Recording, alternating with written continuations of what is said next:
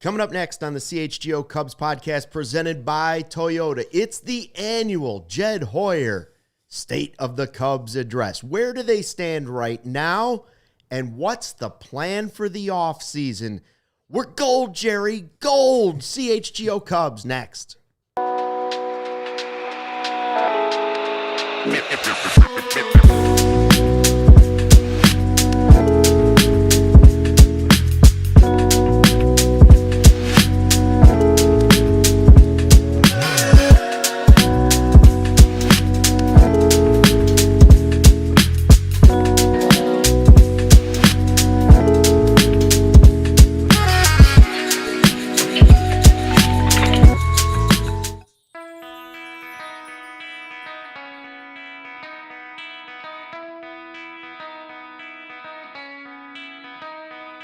Hey, Chicago, what do you say? It's the CHGO Cubs Podcast presented by Toyota. Let's go places. And we are ready to talk off-season baseball. Man, Jed Hoyer does this every year. It's better when he does it a little bit later in the fall. He actually mentioned that in the press conference today. He's like, yeah, each year you like to go a little bit later than the year before. Yep. We did. So we're going to talk all about everything he said. Are there some things that are going to get Cubs fans angry? Yeah. Are there some things that maybe got me angry? Yeah. Was it mostly reasonable? Yes, it was. Was it measured? Yes, it was. It was fairly reasonable. We're also going to talk about all the gold gloves. We'll talk about the Brewers. We'll talk about anything you want to talk about Cubs baseball here on the CHGO Cubs YouTube channel. Make sure you tell a friend, tell a neighbor, tell a total stranger. He is Joey Christopolous. I am Luke Stuckmeyer. Sean Anderson is running the ones and twos and the dials here in Studio C for Cubbies today. First thing was the news before Jed Hoyer came out, and the Rawlings Gold Glove Award finalists are out. Now, our guy Brendan Miller doesn't like this because he says if it's not Wilson, it is not worth it. Oh, right. The gloves? Yeah. Yeah. He doesn't like the award because he thinks that Rawlings only gives the awards to players that use the Rawlings glove. Well, NBA basketballs have to deal with the same thing, right? They're no longer Spalding. They're now Wilson basketballs. That's right. So it's a little sketchy. But here's the news, Joey. The Cubs have 6 Gold Glove finalists. 6 Gold Glove finalists. That is more than any team in the National League. Next in the National League is the Marlins. They have 3. In the American League, the Blue Jays also had 6, but no team in Major League Baseball has more Gold Glove finalists than your Chicago Cubs. What do you make of that? Not surprised in the least. And Jed today during Jed Fest also mentioned what the identity of the team is, which we'll talk about with the Chicago Cubs. He had mentioned the first thing was defense. When we talk about the Chicago Cubs defense at this point, they're like prestige television, right? Like it's like the show Succession. Like everybody gets nominated to the point where you're actually upset if someone gets snubbed, right? I'm sure there's plenty of people in the chat that are thinking, why isn't Dansby Swanson at least a finalist on this list? But I'm going to throw it back to you, Luke. Who's the biggest surprise for you on this list? Because I think it's safe to say Ian Happ and Pete Crow Armstrong. Ian Happ's past Gold Glove winner. Yeah. Pete Crow Armstrong feels like the slam dunk of the century. Mm-hmm. But out of the other 4, and Nico Horner, obviously, past Gold Glove winner too as well. So there's actually 3. Which of the 3 actually surprised you the most? I'm curious to hear what you think on that.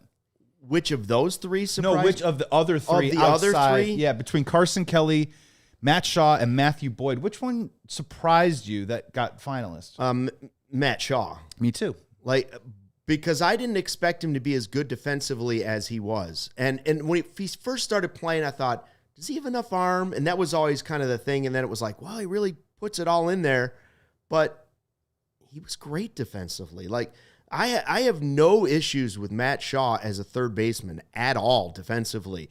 And that's what the Team USA coach had said about him too. Like, you don't have to worry about him at third base. At spring training, right? Everyone was saying, as he moves over, what is that acclimation process going to look like? And that coach put it to rest right away that he was like, he's going to be fine. Yeah, and you know what? Jed even said in his press conference today, frankly, caught them off guard. Like, they didn't know it was going to be this good from Matt Shaw. So props to him for putting in the hard work, making it such a smooth transition defensively over at third base.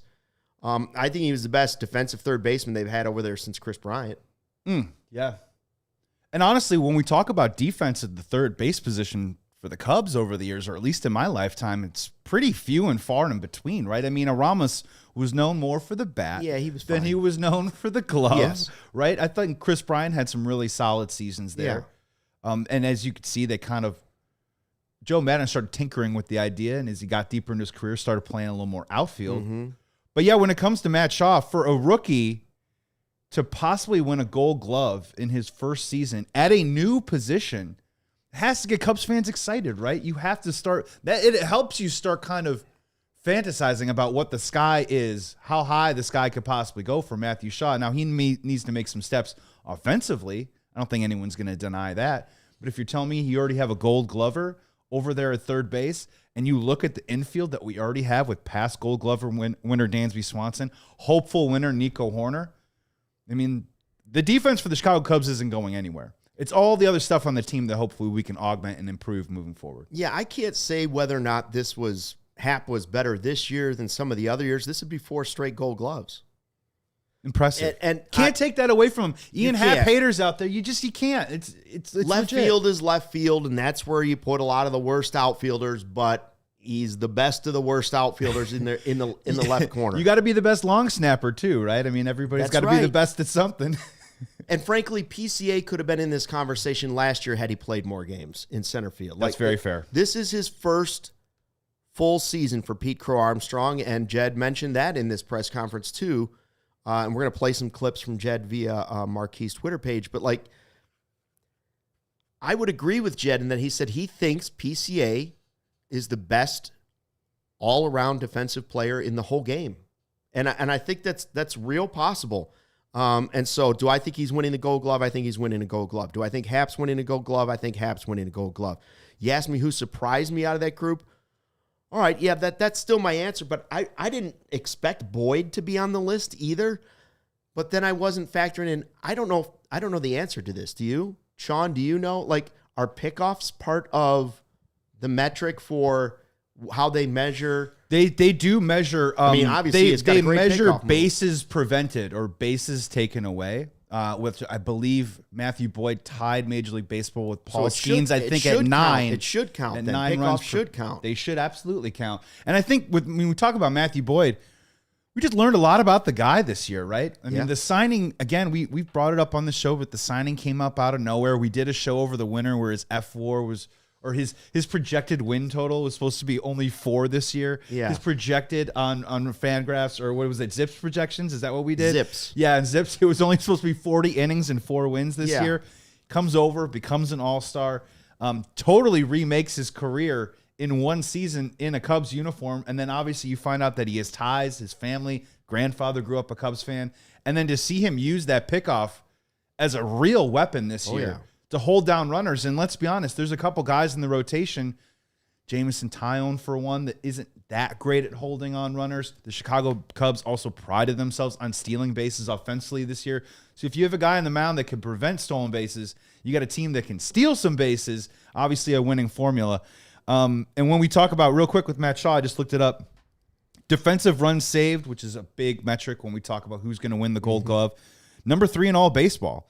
Number 1 is Brian Hayes on the Cincinnati Reds with 19, Mikhail Garcia 13, Matt Shaw 12. And then after that, in terms of Pittsburgh, in terms of anyone else in the National League, Jared Triolo, Nolan Arenado, way, way, way down there with only 7 or 6. So it looks like it's going to come down to Matt Shaw or Hayes. I think you're going to value a lot of other stuff in terms of range, but yeah, Sean. Oh, you're good. I didn't mean to cut you off. Per Rawlings Gold Glove, Rawlings Gold Glove represents overall fielding excellence and is not an award based solely on fielding metrics and statistics, nor does it factor in offensive production. We can make sure that's obvious. But then they do list the Sabre Defensive Index. The Sabre Defensive Index TM SDI, which is a mouthful, is a measure of the number of runs saved by a player's defensive performance over the course of a season compared to average defensive player at the position. The SDI compares measures from 6 different defensive data sources and include factors that rate the defender's arm strength and accuracy, range, and sure-handedness, along with the number of excellent and poor fielding plays he makes. Oh, so just like the Emmys. The exact same. And Matt Shaw wears a Rawlings glove. Oh, okay. Matt Boyd wears a Wilson. So he's not winning. So I don't think he's winning, but he's not winning. It's not. How many of the 6 win it? 4. PCA wins. PCA wins. Ian Happ, I think, is going to win again. Yes, those 2 win for sure. And what about Nico? I think Nico is going to win. That's 3. Nico had a fantastic season. You know what's funny is that I didn't even think of Carson Kelly when you were talking about Gold Gloves, because every highlight that plays in my head of Carson Kelly this year is a random home run. 100%. Right? They're all the home runs. Him running around the bases. That's what was so surprising. But he obviously did a nice job behind the plate as well. And I think the Cubs are very comfortable with the job that he does with the pitching staff too. Absolutely. I mean, I think he took on way much more of a burden than anyone anticipated this year. Mm-hmm. And look, now that the season's over, I've been reluctant to say it on a microphone because sometimes I get weird on the superstitious reverse jinx thing. You just get weird sometimes. I do just get weird sometimes, but that's all the cake. That's all the rally cake talking. But the Chicago Cubs team this year did a really great job keeping men off base via the walk. They did not walk a lot of guys.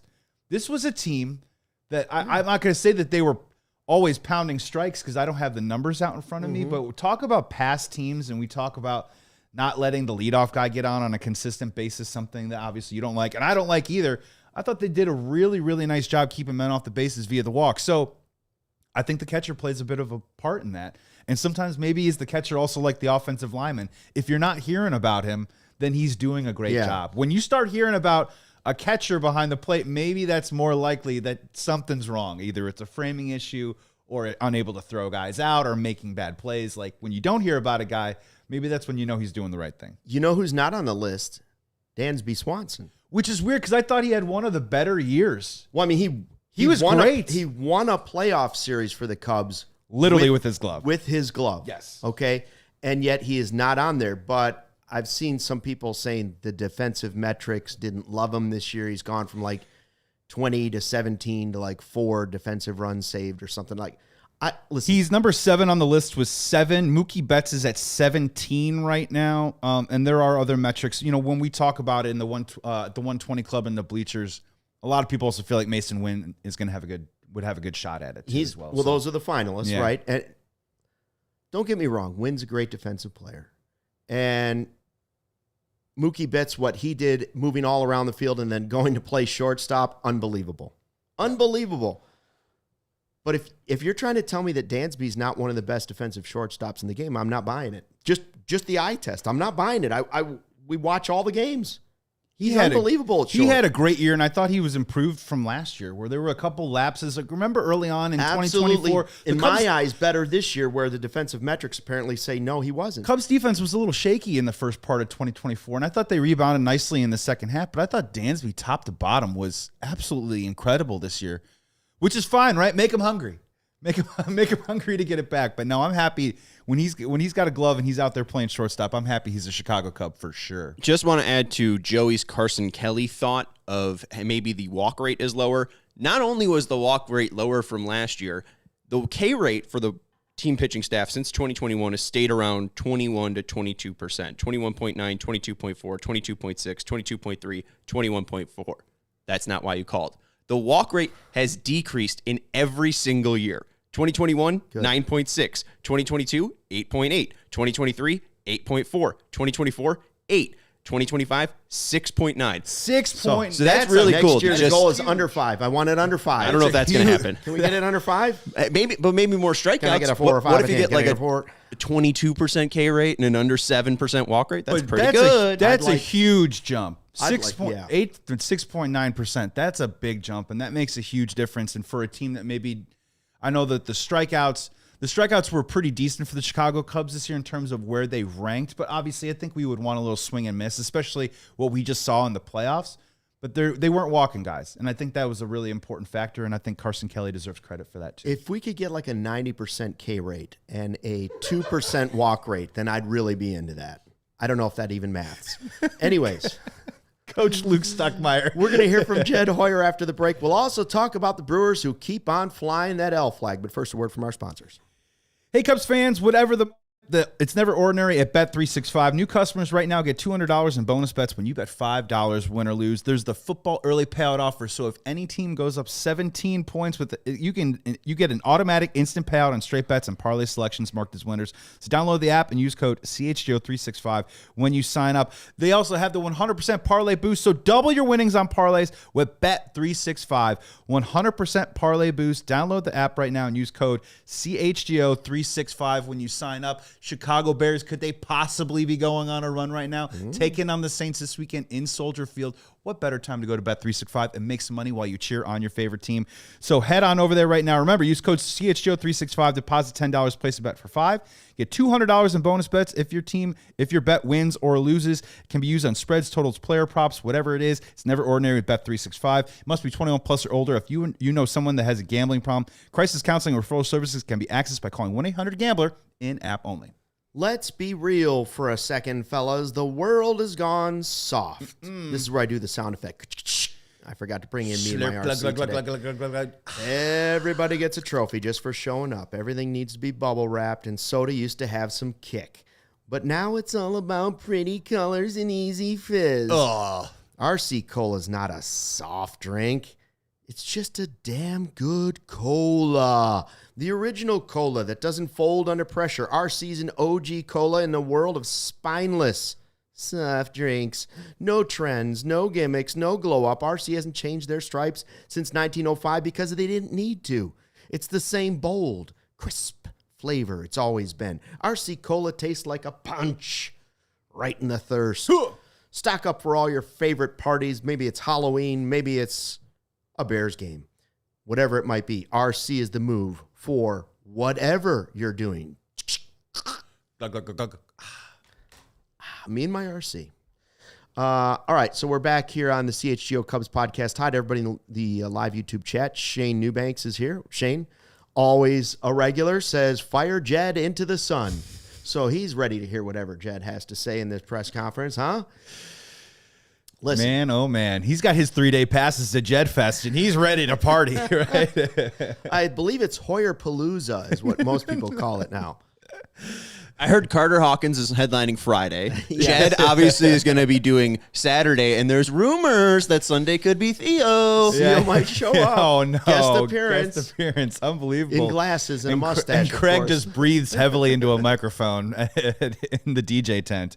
Look, Jed Hoyer talked today. I don't know about you Cubs fans, right? I think some of it made me upset. Some of it was a bit expected.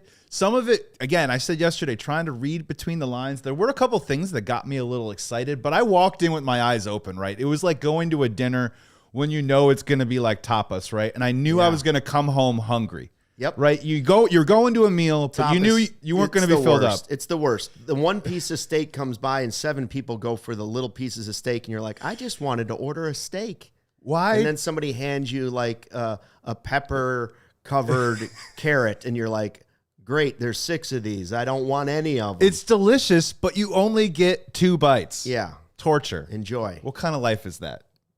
Not good. I don't like and tapas. that's what I felt a little bit like with Jed's press conference today. And you mentioned earlier, like there's a part of it that I think a lot of Cubs fans were dying to hear from him. Yeah. There was another part of it too that I wish maybe we had waited a little bit, right? Because when we got into the budget question, he said, "Well, I haven't even discussed that yet." Yeah. And it's like, oh man, isn't that convenient? There's a meatball part of me too that wasn't like after they lost Game 5 to the Milwaukee Brewers, Tom Ricketts didn't like storm into Jed's office and go, "Do what you need to do and spend." Yeah, right? They haven't even talked about it. So, what were your big takeaways? It's just a built-in excuse. The number one takeaway is there was nothing as bad as last year when he came out and said the wind was one of the big reasons our offense didn't score. There was nothing to that level that you should be, so you don't have to worry about that. That didn't happen. There was also not Carter Hawkins saying, well, we got to focus. We also have to pay attention to 2032. That didn't happen. Yes, that was good. So nothing drastically horrible. But he kind of made up with the wind this year, don't you think? He kind of defended the wind. I'll get to that. By the way, so here we go. We're going to get into the Jed Hoyer press conference, and this is your Taking the Temp segment, your trusted local experts, 4 Seasons Heating, Air Conditioning, Plumbing and Electric. Visit fourseasonsheatingcooling.com for all their specific offers and money-saving coupons. That's fourseasonsheatingcooling.com. So what is the temperature of your Chicago Cubs after winning 4 playoff games, still more than the Brewers this season, and falling in the NLDS to Milwaukee in Game 5? Well, Jed Hoyer was asked today, was the 2025 Cubs season successful? Here's his answer via Marquis' Twitter page. Yeah, I mean, I think my emotion today has been disappointment. I think that you spend time thinking about plays and pitches and at-bats, and I think that whenever you get into the playoffs and you start moving forward and you have elimination games, I think that's the kind of the natural emotion, is to think about the last thing that happened, and obviously that was disappointing, and so we didn't reach all of our goals. I think when I think back on 2025 as I get away from it, I think my biggest emotion will be like pride. Honestly, I think I'm really proud of this team. I think that, you know, kind of from day one, they were really consistent. I think the effort of the players was amazingly consistent. The way they treated each other was really consistent. I thought our coaching staff was remarkable all year, not just in preparing our guys, but also just finding edges all the time, like constantly being hungry to find edges to beat our opponents. I thought this group connected incredibly well with the fan base from day one, not just in the postseason, which was amazing to be here, but also all season. I think the crowds were great in this because this group and the fan base really connected. And I'm proud of the organization. I think we have a real foundation to keep building from. So, you know, obviously I'm disappointed now. I think it'd be impossible to, you know, play that elimination game and you know how close the margins are. It'd be impossible to not have disappointment from kind of falling short of the ultimate goal. But I am really proud of this group and proud of our season. So I'm totally with him on that one. Yeah. I'm totally with him. I'm disappointed that they didn't beat the Brewers. I'm disappointed that they didn't win the division, which if they won the division, I think they would have beaten the Brewers. I'm disappointed in the way it finished offensively. But overall, I'm proud that the Cubs are back on the map and a player in Major League Baseball. They're not just mailing it in. They never should have. But here we are. We're back to being a team that other teams around the league should look at and say, oh, look what the Cubs are doing over there. Did you see what that crowd was like at Wrigley Field? And so I'm with them on this one. I give them a thumbs up on that answer. Yeah, you have to be objective and give some real talk with this, right? Like, and this is where I feel like sometimes we can start to kind of like pick and parcel like how we emote, we want other people to emote, right? Mm-hmm. And I think a lot of this right here is, I think a Cubs fan also would be like, well, why aren't you upset? And why aren't you enraged to take the next step? And we're starting tomorrow and, you know, we're not satisfied and all that stuff. I don't think Jed Hoyer has to come out and say that. I think just in this moment right now, I think he's giving a lot of credit to a lot of people in the organization that worked really hard. I think when he also said that this collection of guys in the locker room really did care about each other and were able to connect with the Wrigley faithful, I think there's nothing wrong with him in this moment. And I agree with him to reflect on a lot of the successes and things that went well this season, because at the very least, it's not resting on your laurels to do that. It's about taking those things and trying to carry them back over into another season while also adding new elements to as well. So look, I when he says the word pride, as a Chicago Cubs fan, I feel it too. I really enjoyed rooting for this team this year, and I really wanted them to possibly go a little bit deeper. I don't know if it would have meant them being the Dodgers, but other than that, like I do, I agree with Jed in this sense of him just being reflective on the team. Godfather Michael Collada, the godfather of our CHGO Cubs podcast, says, here we go. Crowds were great. How you going to repay them? Lower the payroll? That's how. Yes. Yeah. That might be what happens. Well, he did there's a couple of subtle things that I picked up on that led me to believe that what's going into what is, I don't know what Godfather, when does Ricketts lose? When does Ricketts lose? Explain that one. He's always going to make money on this team. I'm not blaming Jed for the payroll not being as high as I'd like it to be. I am blaming Jed for not getting an extra start, finding a way to somehow get another starting pitcher at the beginning of the season, not at the trade deadline. And we'll get to that stuff. Yep. There's a lot of different things that I can say, well, yes, but they will have to recreate. Last year at this time, he talked about exceeding projections. That was the other one that got me just, poked me. And I'm like, you're the Cubs. What is this exceeding projection? So every player has to have a career year for you to have a successful season. The one thing that scares me a little bit about the 2025 Cubs is many, many, many, many players exceeded projections. 100%. And I don't know if you can count on all of them to exceed projections again in 2026. So he's going to have to go out and rebuild a bullpen. He's going to have to go out and find your next Brad Keller. He's going to have to go out and find someone who can Carson Kelly do that again? I don't know. Make tough decisions on some guys that gave you some great innings in the rotation this year. And are you putting your full faith that they're going to repeat that? Or are you going to look for reinforcements somewhere else? Is PCA going to be a 30-30 guy? Like a lot of those different things. But, he found to find Pomeranz, to find Brad Keller, and yes, Godfather, those were cheap moves, but those were great moves. Carson Kelly was a great move. Like, I'm not saying there weren't bad moves in the offseason. I don't know that Justin Turner turned out to be all that great, but there were some great moves, and I am a little curious how they plan to recreate that exceeding projections success in 2026. I hope it's with cash. Right. Look, and we're not, and that's the thing is we're all frustrated. So it's not about us trying to disagree here, but the easiest way to exceed a projection, and I've said this before, is you have to go out and you have to get cost certainty. And that usually comes in the form of bankable commodities. And that means high-end, all-star talent, elite, whether it is front of your rotation or whether it is a left-handed slugger or even a right-handed slugger. There's plenty of guys that we can talk about, but when you talk about trying to safe-proof your baseball team, the easiest way to do it is to spend those dollars on cost certainty items. Now, granted, a lot of times those items that you're purchasing, they're going to be expensive. They're going to cost a lot. But if that means that you create more of a certainty in what you're going to get on a day-to-day basis with your baseball team, means more long-term success for your baseball team, which means that you have an opportunity to possibly get a little bit deeper in the playoffs and go all the way. So that's the trade. That's the risk. But I think it's a risk worth taking when you bring in really, really good players onto your baseball team. Evan says, just like a casino, Ricketts wins.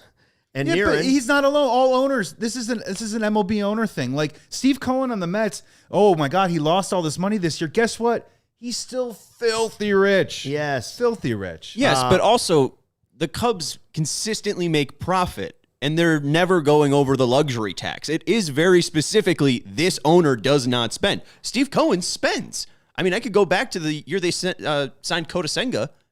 He signed a contract that was 5 years, $75 million. That was the fifth highest contract they signed that year. That's the White Sox largest contract in their history. Yeah, sure. The Cubs still don't have a $200 million guy. Niren says it can't be successful technically because the Brewers were still better, and if they win 97, we should win 98. Listen, I'm not going to disagree with that. Maybe I'm being too soft, Godfather would say so, in saying that, well, it was a significant step. At least they went to the postseason, and at least they got to the second round and Game 5. But should they ever trail the Brewers? Well, right now the Brewers are a better organization. Right. That's just factual. The Brewers are a better organization and right now. Godfather CHGO is making a good point here. And the only thing I would just say that, Niren, is that if we won more games than the Brewers this year and then the Dodgers smoked us in the NLCS, is it really that much better? I don't know. What's up, Sean? I don't. Wait, what would you say? Oh, I was just responding to Niren's comment here. I was like, he said, it's not a successful season because we needed to win 98 games and the Brewers only won 97. You should win this division every year. You should win the division. I and hear also, you, you don't want to beat the Brewers in the NLDS? You at least went to the NLCS. I know, but I want to win the World Series. I don't care about the Brewers. But how do you win the World Series? You sign a superstar that could give you consistency day in and day out. I understand that Mark Pelk says Belly had better numbers than Tuck. If we're betting on players for the rest of their careers, I'll take Tucker. And I like the aggressiveness from Jed Hoyer to go out and get Kyle Tucker, but you're just going to let him walk. We haven't played the Tucker thing yet, so I don't know exactly what he said about Tucker, but I feel like it's very clear that they're going to let him walk for nothing. Pretty much just giving Cam Smith, Paredes, and Wisniewski up for nothing because their cheap owner will not spend the money that he has. As a tease to what he said about Tucker, it did feel like Jed Hoyer talked about Kyle Tucker like they went on a date and it went really well, but he doesn't know if there's a second date coming. Doesn't know if there's a commitment. Doesn't know if he's getting that phone call the next day. May or may not call. Yeah. We'll talk about that in a second, but first a word from our sponsors. Here, we ready to go? Okay. Hey, Cubs fans, Toyota has 25 vehicles with available all-wheel drive and four-wheel drive. The RAV4 has legendary versatility. The Grand Highlander's adult-sized third row is for real. And the Tacoma's wild side, that comes standard. From job sites to campsites and game nights, there's an all-wheel drive or four-wheel drive Toyota to get you there in style. Find yours at Toyota.com or visit your Chicagoland Toyota dealer. Toyota, let's go places. Great time right now to be a CHGO diehard to get all that written content. Adam Johns cranking it out. Adam Hogue cranking it out. Jared Willis cranking it out right now. Gottlieb's doing it for the Bulls. Bulls coming back real soon. All the Hawks guys are getting fired up. Anyways, go to allchgo.com for the latest information on how you can join all the thousands of sickos already in our diehard community. I believe we got like 700 new ones just in the last week. It's been awesome. We hit 90K, and we're just soaring towards 91K, too, as well, on YouTube subs. Join us. Join us, please. Eye on the ball, Joey. Yeah, I want to talk to you about eye on the ball because I want to say something out to the coaches. Listen up. Now, if you're looking about leveling up your game, there is the right coach that can change everything out there, and now finding one is easy with Eye on the Ball. It's the company created by CHGO diehards, and they don't care. It doesn't matter if you're a kid just starting out or competing at the top level. You can sign up totally free at Eye on the Ball. You create your own profile, search through coaches in your sport, and they connect directly with one that's right for you. From soccer to swimming, baseball to basketball, you name it, the coaches are there. So what are you waiting for, athletes? Your future coach could be just one click away. Jump on today at eyeontheball.net. Remember, that's eyeontheball.net. Find your coach and take your game to that next level. Oh, lots of good comments today in the live YouTube chat here at the all-new CHGO Cubs YouTube channel. Mike says they had a chance to get Blake Snell the last two off seasons. We know this guy likes his hotels better than winning since the day he bought the franchise. I'm not going to go that far. You might say there's been a difference in the way he's approached it since they won the World Series. But Blake Snell, the way he pitched the other day, caught my attention. Because I know we said on this podcast, he's one of the names we brought up, and it was like, I don't know what you're going to get. That's an overpay. Listen, he was worth every penny in that one. Did you see Yamamoto, another guy that was available? Complete game shutout. Not a shutout, complete game. Excuse me. Yeah. Still impressive. First one since Verlander. It's not bad. And Evan has, I think, the super chat, Toyota super chat of the day, saying the Cubs have been waiting for another young core, PCA, Bush, Horner, Shaw, Horton, to supplement Jed's words with free agent talent. Yeah. Now is the time to put his money where his mouth is, literally. I feel like that just at least sums it up. I mean, you have a guy in Tucker who played for you. Why are you just letting him walk? No, well, it depends on if that's the guy you want to put your money into. Now, I'm fine if you decide, well, after a year, he wasn't exactly the guy I thought he was going to be. He was nice. He was great at the beginning, but then, our relationship soured a little bit. Things weren't all that wonderful, and he was hurt again, and some hurtful things were said. Whatever. However the relationship went. I caught him looking at his ex's picture, whatever, ridiculousness. If you want to replace that in a different way, that's one thing. Yeah. And Jed Hoyer was asked about that. He said, first, we're going to have all those conversations with Kyle Tucker. Now, if you heard Tucker's stuff in the locker room afterwards, he was basically like, yeah, we'll see what happens. Didn't sound like a guy who was really amped up about coming back. Said he liked the players and wished them well, whatever happens. Or like sometimes you can like subtly say things that are like, I'd like to stay here. The Cubs need to come. My goal is to stay here. Right. It was nothing. It was a big bunch of we'll see. Right. So this is what Jed Hoyer, this is like his second question about Kyle Tucker and the money, because the reasoning is what I said yesterday. It's like, okay, if Tucker is not coming back, you have to replace Kyle Tucker, first half Kyle Tucker, some other way. All right? It's like when you let Bellinger go. You better spend that money correctly if you're just going to let the guy walk away. So if you're going to let Tucker walk away, I don't want you replacing the guy that we saw in the second half of the season who's just another outfielder. I want you replacing the guy who was a starter in the All-Star game and was the complete difference for this team offensively. Because if that guy is here, the Cubs are a completely different team than even what we saw in the postseason. So this is what Jed Hoyer had to say. Again, this is via Marquis' Twitter page, and we appreciate that. The Tucker. This is the Tucker. I think that it's probably a more specific question. I mean, than I would answer. I mean, I think that clearly Kyle had a huge impact on our offense this year, and so if he's not here, then that's a void, and we have to figure out how to replace that. But there's a lot of different ways to do that, and so I think that'll be the focus. But yes, I think that there's no question that if you don't retain a player of his caliber, then you have to replace those wins and that WAR in some other ways, and I think that's something we'll be really focused on. But how you do that, I think, can take many different shapes and forms. Honestly, that shape is money. Yeah. I mean, look, and here's what's going to be fun about this offseason, right? Where I think every Cubs fan is unified in this sense. We are looking at this pile of money. And I'm going to speak in vagaries here because I don't have the numbers in front of me, but I think the luxury tax is around like $240 million, right? If $17 million comes off that books, at the very least, I think the Chicago Cubs are probably looking at anywhere between $40 or $50 million in just 1 year dollars to possibly spend to get up to that luxury tax. I don't think anyone in this chat or anyone here is disagreeing that we want them to spend that money.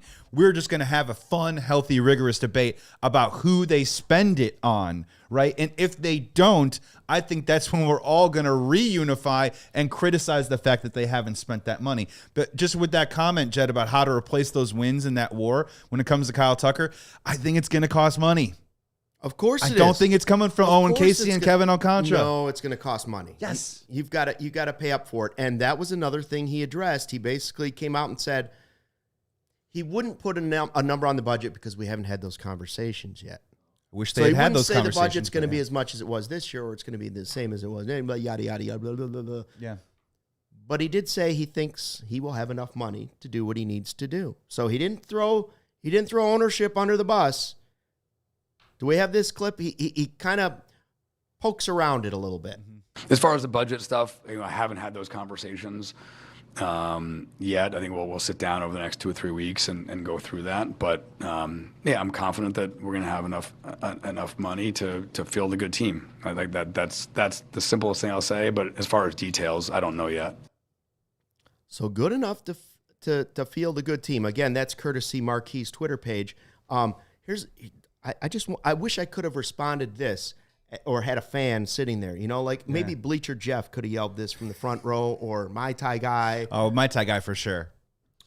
Or Danny Rocket could have yelled I don't want a good team. I want a great team. I want you to field a great team. The next great Cubs team. I want you to field the best team. I don't want a good team. That's nice. We've had that now. What I want is a great team. I don't want a good Buick. What I want is a Porsche.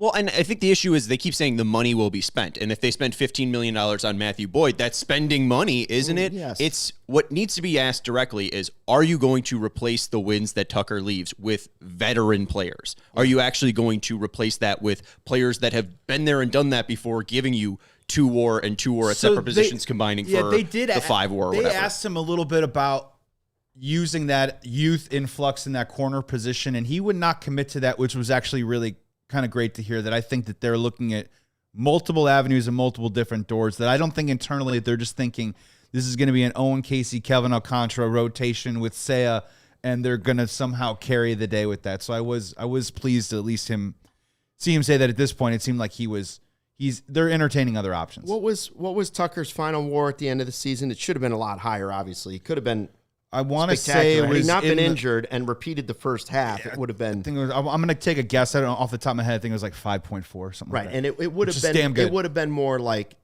almost double digits probably. Him and PCA were on pace for 7+ WAR seasons. Right. Yeah. So close to like Chris Bryant MVP type numbers. let me ask you this, both you guys. Yeah. All right, say you've got a 6 WAR player if he's healthy. What's more valuable to you if you're spending money, a 6 WAR player or a bunch of 1 and 2 WAR players 3 that twos. add up to the 6 play? Yeah, like 3 twos. Yeah. Would you rather have 3 twos or would you rather have the 6? I would rather have the 6 because I would hope and pray that within the development of my own organization, I'm bringing up and I'm creating those 2s. I'm not going out and buying those 2s. I'm developing them from the seeds from the soil of the Cubs organization.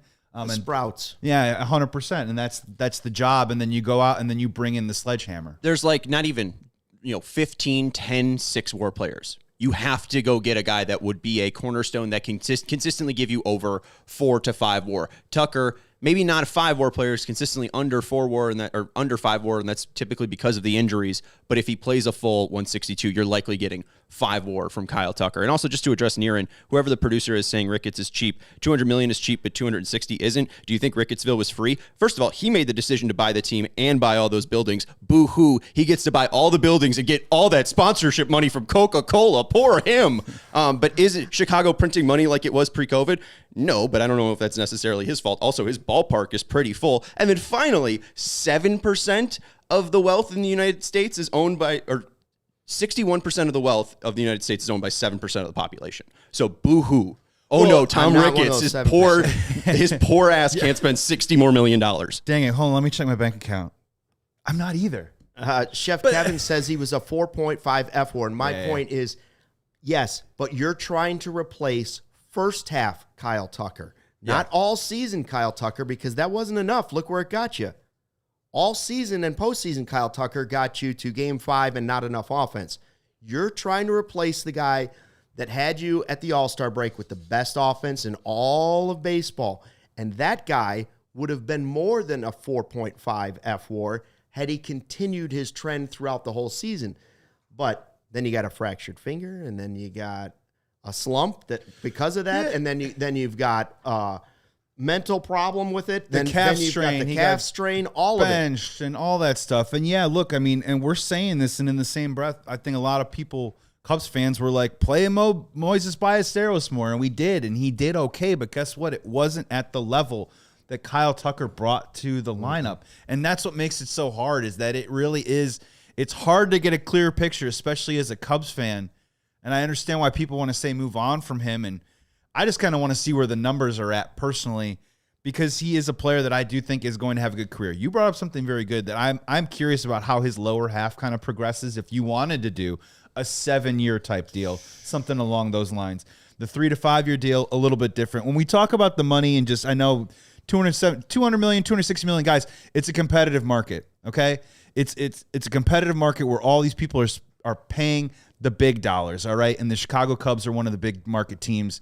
So we're not going to go through semantics of like the dollar amount here, but the Chicago Cubs need to be at the very top. That's kind of where it's at. The thing that I wanted to bring up just very quickly when we talk about the budget was I did hear something from Jed Hoyer that I found to be really interesting, and it isn't, and I'm always trying to like look for subtleties. And if there was any little piece of information that he said in the press conference today that I think could end up in the pitch deck that he submits to Tom Ricketts about increasing the budget this year, is that I found it really interesting that he talked about, he said the phrase starting pitching a couple of times early on.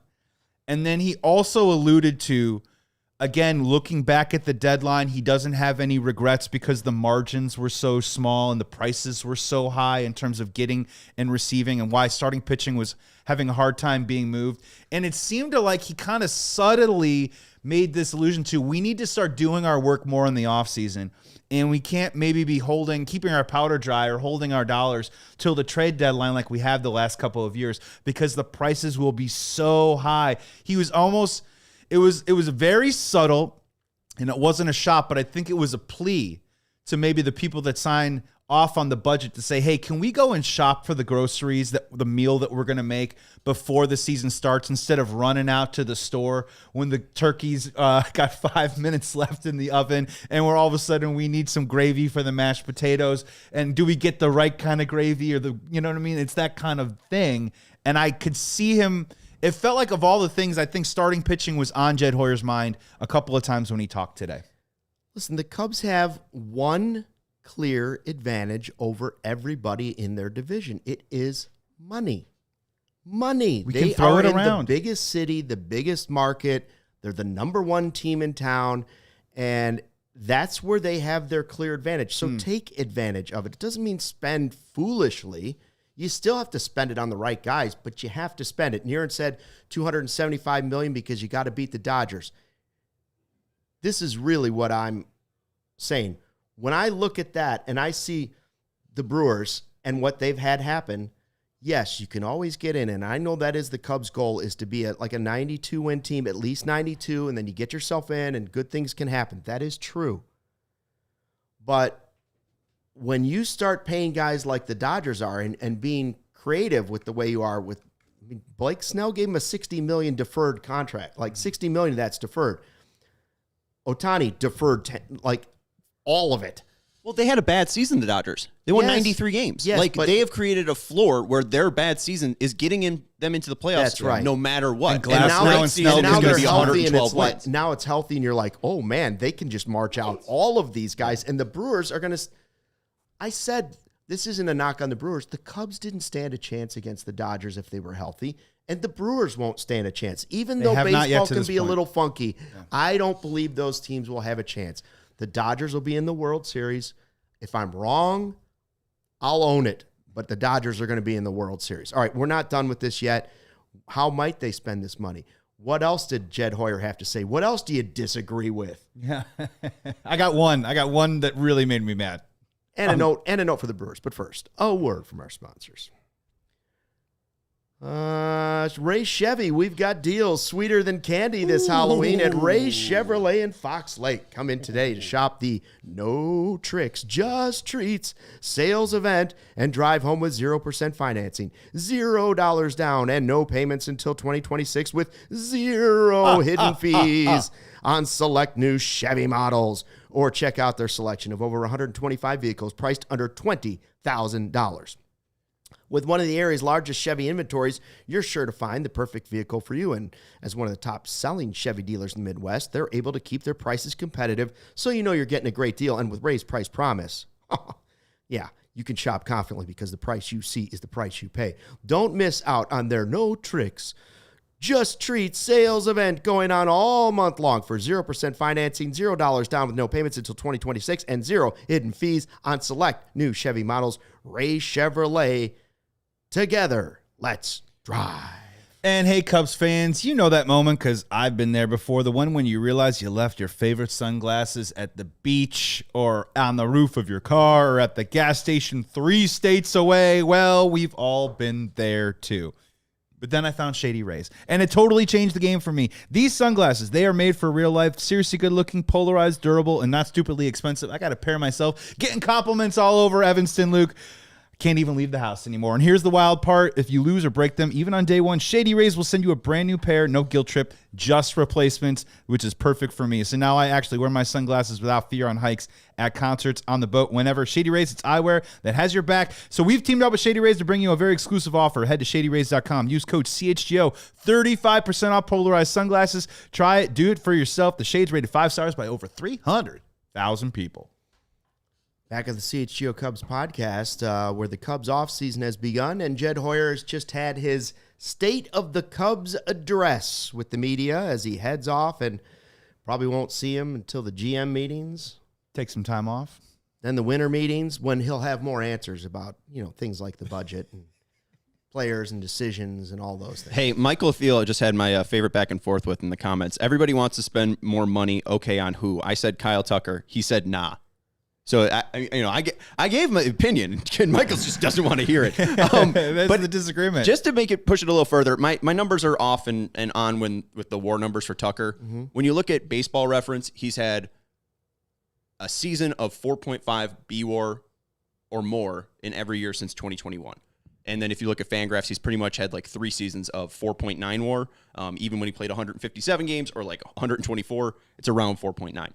But just to put it in perspective, players since 2021 to have 4 or more 4.5 baseball reference WAR seasons. Shohei Ohtani has 4. Freddie Freeman, 4. Francisco Lindor, 4. Mookie Betts, 4. Kyle Tucker, 5. Soto, 5. Jose Ramirez, 5. Aaron Judge, 5. So he's in a very, very, very, very, very elite group. I don't disagree with that. When we saw him at his best, he was everything we expected. If you ask me overall, was that who I expected to have all season? No, I was felt. You use the analogy of the first date thing, like you can get the second date. This is probably like the girl that goes out with the guy and said he was really nice. He's got a nice job. He was really funny. I don't know if he was sexy. There was just something about his face. I didn't like. He had kind of a frumpy plaid shirt on. I don't know. Well, it's not. And he drives a. Yeah, like you're having a good time during the date, but on the drive home, you're just asking yourself, is he the one, right? And there's a lot to go into this where we did get evidence of exactly what Sean is illustrating about the type of player that Kyle Tucker can be. But we learned a couple things, and I don't know. It's going to probably be unanswerable, right? Is the question. One is, can the guy play through injury? Because we did not see that to this point. The other side of that, though, is did we get caught up in a very interesting perfect storm of, and Luke, you've said this before, the guy fractures his finger. Maybe the Chicago Cubs said, hey, man, let's shut you down for 3 weeks, get you in a splint, and have you come back. And he said, no, I'm not doing that. He might have said no. Contract year. Slams the ball off his knee, or even in July, had a really, really, really rough July after a very good June. And maybe there was an opportunity to give him a blow and have him take a step back. Never happened. Eventually gets the calf strain. They have him doing drills in the outfield for an injury that ended up taking him off the map for about 2.5 weeks. Why didn't they just sit him down right there in that moment? If this guy, I'm telling you right now, if Kyle Tucker signs whatever the number is and he stays with the Chicago Cubs, I promise you any one of those injuries, he immediately goes on the injured list. Because why are we messing with it? Why are we messing with our best player? Why are we waiting, and why are we letting... And he'd have his money, so he'd be like, okay. Why are we letting the day-to-day dictate the terms of your most important piece with an obvious injury? He had a fracture in his finger. But we'll never know, right? And you always wonder if that had to do with some of the politics of the player that wanted to get this big payday and stay out there for his team and continue to produce. Also with the Chicago Cubs that were maybe trying to appease and assuage a player that wanted to stay out there, even against maybe their own better judgment, because they knew they wanted to keep a good relationship with him. And that's what's going to be always the mystery about this season with the Chicago Cubs and Kyle Tucker. Godfather says, sign him to a 1-year prove-it deal, $35 million. Listen, 40, but yes. Whatever that number would be for the 1 year, I just don't know that it's going to be big enough that it outdoes the Yankees who might be interested, right? Mm-hmm. Like, I've heard all the different things. I'm not ruling out that I would want Kyle Tucker back at the right price because I saw what he meant to this team in the first half of the season. I'm just saying I don't think he's coming back, whether that's him the player. Whether that's him, the player, whether that's the Cubs, the finances, whether that's the Cubs, I don't know, like how the whole injury thing went all season. I just don't think it adds up to him being in a Cubs uniform. So I'm not ruling it out like Jed. They'll have the conversations, right? That's what he told us. We're going to have those conversations. Good. Now, plan B better be really good because I think the odds of him coming back are very slim, if that. Would I like to see them take that same amount of money and give it to Schwarber and Cease? Plan B sounds real good to me too. It's a good plan B. But are they willing to, is that amount of money only for one player? And is it completely off the table if it's not that one player? I hope not. You're the Chicago Cubs. You know what today is? Today's the anniversary of 2016 when Miggy Montero hit the grand slam that made Chicago shake. Houses were taken off of their foundations by the way Chicago, when Miggy was rounding the bases, yelling, "We are good, we are good." Okay? That's the anniversary today. And then today, Jed Hoyer was asked, what he's going to remember about 2016, and does this year make him about this team? What does he remember? And he said, well, the players were great, but what I really remember is, those playoff crowds. I felt like our crowds in the playoffs were unbelievably impressive. And I feel like it didn't sort of come out of nowhere. It was sort of like, it felt like sort of a natural build of the way the season was, that, going back to kind of April and May, like, wow, these unbelievable crowds, and people were really into it. And then I just felt like, against the Padres and the 2 home games we had here, it was pretty amazing. I don't ever remember players commenting on the crowds and the experience right after games the way they did repeatedly. I'd come down here after games, and the players would be talking about the energy or talking about the experience, and that was really cool. It was really cool to see, and it leaves you wanting more, right? I think that to me, when I go back to the very beginning of this press conference, talking about the disappointment of losing, I think the disappointment in some ways is like not being able to continue to have more of that, right? And in some ways it was pretty intoxicating just how great Wrigley was during the postseason. And so, I think that if you want to call it sentimental, I think that, I don't think we'd had feelings like that in the building since like 15 and 16 in a lot of ways. And, it makes you want to work that much harder this winter. It makes you want to, get in earlier. It makes you want to, make that much better decisions, because you just, you want to keep experiencing that, because it was really cool, and it's where this building is really special, and our fan base is really special, and it's really cool to work for the Cubs. It's really cool to play for the Cubs, and I feel really fortunate to do it every day, and hopefully we can continue to make really good decisions and continue to play more games like that, because that was a pretty awesome experience. Intoxicating is the word that I love, and that was via Marquee's Twitter page. We thank them for that. They did a great job all season. And you're listening to the CHGO Cubs podcast presented by Toyota. Listen, intoxicating is the word. Yes, Jed. And you know what's intoxicating? You know what else was intoxicating? Miggy, rocking the crowds. You know what's intoxicating? The amount of cash that you get that surrounds your franchise and just falls from the sky when you're in the postseason and you're playing games like that. That's what we've been wanting. That's all we want. You spend the money, we give it back to you. Immediately in celebrations like that. That's what was intoxicating. And what else is intoxicating? When the great Schwarbino put one on top of the scoreboard in 2015 against the Cardinals. That's the most intoxicating thing I've ever seen at Wrigley Field, other than beating the Dodgers and going to the World Series. Bring him back. Right the wrong. Bring the Schwarbino back. Bring him back. Spend the money, and it will come back to you tenfold. I mean, you just got to hope the people that make the financial decisions with the Chicago Cubs watch that video, and I want to buy into the sincerity of what Jed Hoyer is saying right there, because you're 100% right. I'm blanking on the gentleman's name, but there was a Bleacher Jeff? No, there was My a Bleacher. guy? No, there's a Bleacher Nation. I think a Bleacher Nation article that came out today was talking about Jerry Reinsdorf, and it went in all these different directions or whatever. But the bottom line, and I really loved how he articulated this, is that and I'm also going to use a phrase that David Kaplan at ESPN 1000 a lot of times uses, is when you talk about sports and the Chicago Cubs, it is a civic responsibility to try and put together the best product that you can out there, because not only are you making money, but not only are we giving it back to you, but think of all the parking attendants, and think of all the people in the bars and the waitresses and all the people making the podcasters eating all their free cake. And think about what this city does, just walking down the street here in the West Loop to the office with all the W flags out there, people wearing Cubs shirts saying "Go Cubs." It means something, and I promise you that your profits and your coffers will always be full and overflow, even if you just put a little extra into the product on the field to ensure that not only is there a consistently good Cubs team, but, Luke, a consistently great Cubs team year in and year out. That's right. All right, we've just started to pick away at the chicken a little bit, so right? Much more. There's a whole carcass of chicken there in the Jed Hoyer press conference that we'll pull away at the chicken breast a little bit tomorrow. We'll get those wings pulled apart a little bit. We didn't even get to the stuff that made me mad.